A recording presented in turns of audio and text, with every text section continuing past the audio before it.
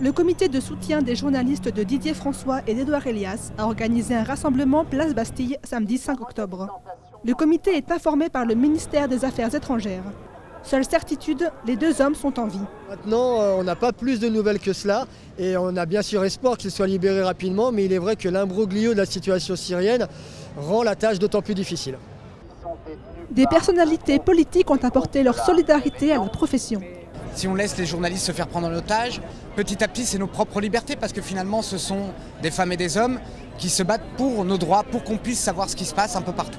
Notre démocratie ici a besoin qu'il y ait des gens comme Didier François et Edouard Elias qui risquent leur intégrité physique, voire même un peu plus. Des membres du comité de soutien à Michel Atangana et des membres de sa famille se sont joints au rassemblement pour montrer leur solidarité et demander plus de médiatisation pour sa libération.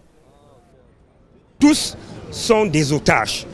Autant Atangana est otage au Cameroun, autant Elias et François sont otages là où ils sont en Syrie. Et il n'y a que nous, par notre soutien, qui pouvons permettre que ceux qui sont là où ils sont, n'est-ce pas, qui sentent qu'il y a des gens derrière eux, et que ceux-là qui les détiennent puissent comprendre qu'il faille les libérer. Nous avons pensé qu'étant donné que Thierry Michel Atangana est un Français comme les autres, il était de bon ton de s'associer à la cause des autres otages pour que, enfin, les Français lambda puissent se rendre compte de ce qui se passe véritablement au niveau du Cameroun.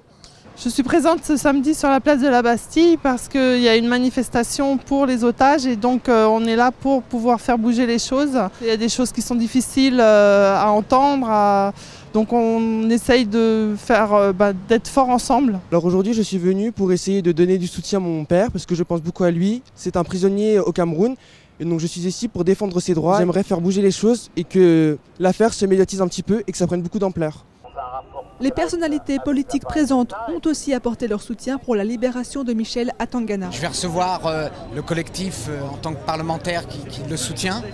Une chose est sûre, c'est qu'un citoyen français qui est prisonnier quelque part dans le monde depuis de nombreuses années dans des circonstances extrêmement peu claires, sans que nos services consulaires, sans que le Quai d'Orsay, sans qu'on l'ait même rapatrié, a quelque chose d'inquiétant. Et j'aimerais pas qu'on y voit le fait que selon son origine, les Français ne sont pas traités différemment à l'extérieur de nos frontières. Il semble que les raisons qui poussent à cet emprisonnement depuis tant d'années ne sont pas justifiées. Donc j'ai rencontré la famille, j'ai rencontré le comité de soutien et je vais voir quel lien peut être opéré avec les autorités françaises pour obtenir pour le moins que son régime de détention soit assoupli, voire obtenir sa libération.